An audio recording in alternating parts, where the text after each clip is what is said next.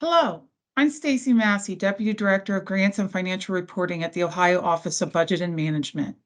I'm here today to help you with reporting your activity in the Ohio Grants portal for the Ohio School Safety Grant Program. Upon receiving your notification of award, the grants contact on that award should have received an email with a temporary password.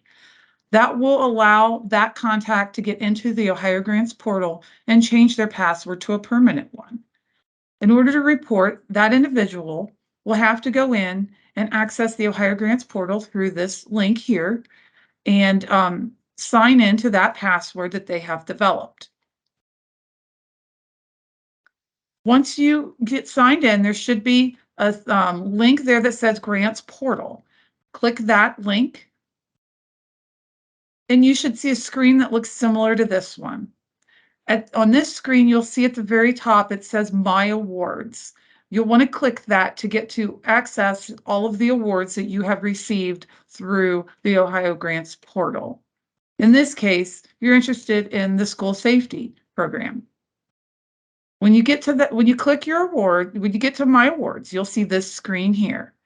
On this screen, it will have all of the awards that are in here. It may just be your school safety grant. So in this case, our demo or test data here shows the OBM School Grants had applied for a grant, school safety grant, and that was awarded to this individual. So you would select your award, and then you will click Submit an Activity Report to get to start the process. Upon clicking that, it will make sure that you really want to submit an activity report for the period, and it gives you the period that is the next one available that is due for reporting. So you will either click no if you've done this by mistake, or you'll click yes to start to create your activity report.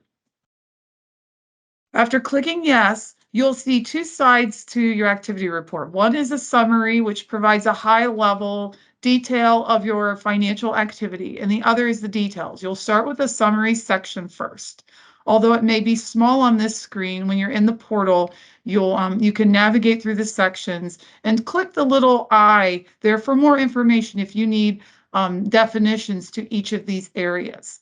But you'll want to click your, at the very beginning, it will have your total award amount, which should match what you have received in this case for this program. And then you can click or edit any other information. As far as interest for this program does not need to be put back into the program. So you may retain interest and you do not need to report that back to us. So always enter 0 in that.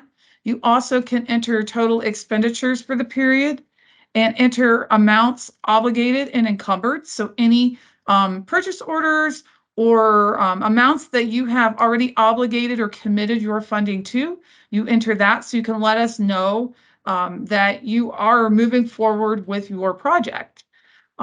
There is a little box at the bottom that says click out report. It may be difficult to see on this screen.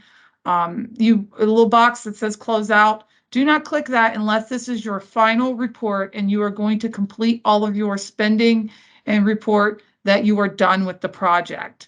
On your very last report, you will click this box and that will tell us that you are done. If you have any remaining balances at that point in time that is unobligated or cash on hand, you will receive an email after clicking that closeout and submitting your report indicating that you need to return that funding. So please be aware that if you receive that by mistake and you've accidentally closed out and you still have more activity to go, you can contact us at grants@obm.ohio.gov and we can take that closeout report indicator off.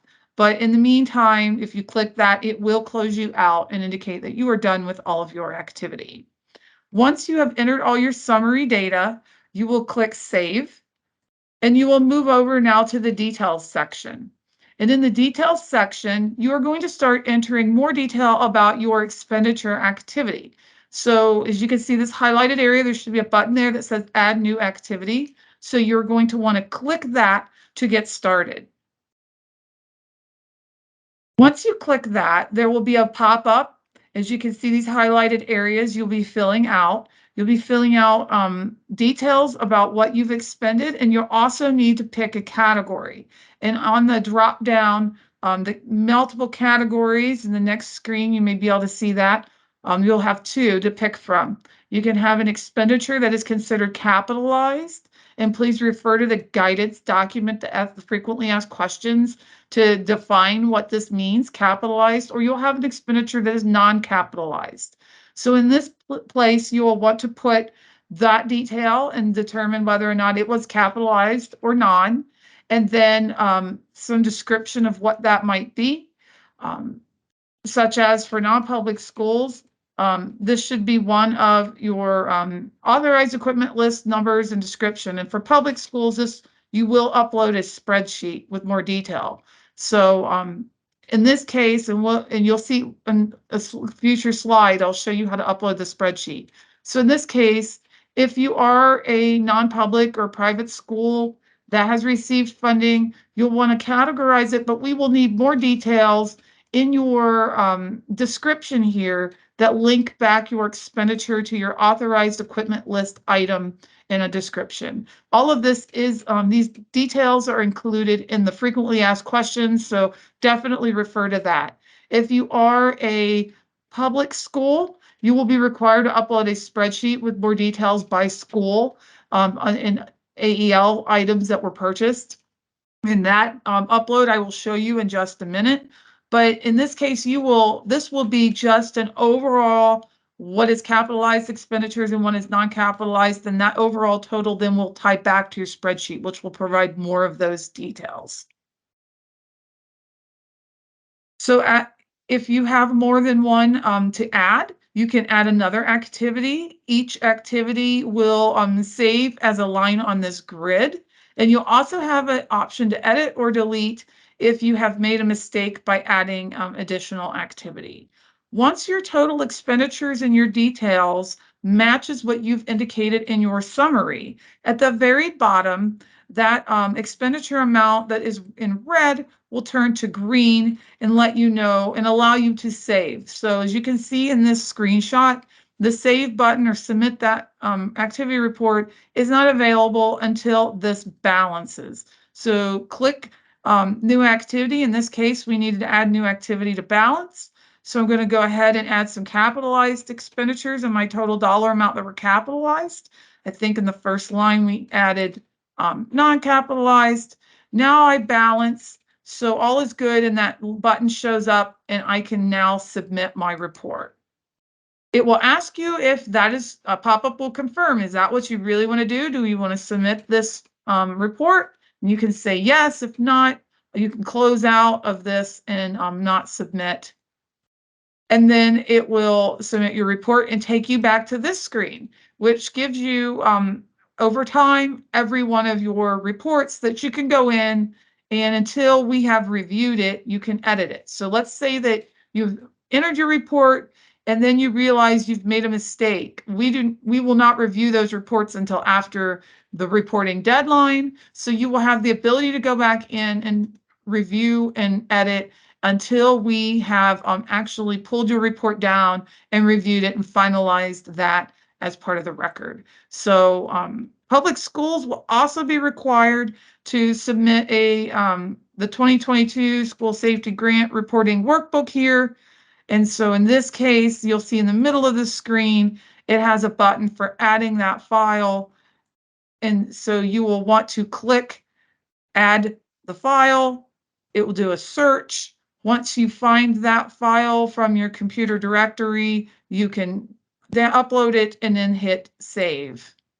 Once it is saved, you should see a green thumbs up message or icon right there next to the file name, and you know that that has been properly uploaded with no issues.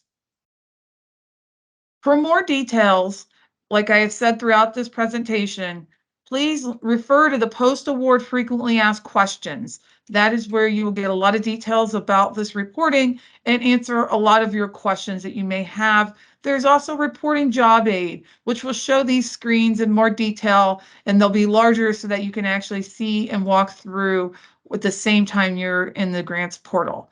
If you do run into any issues or have questions about using the Ohio Grants portal, send your questions via email to grants@obm.ohio.gov.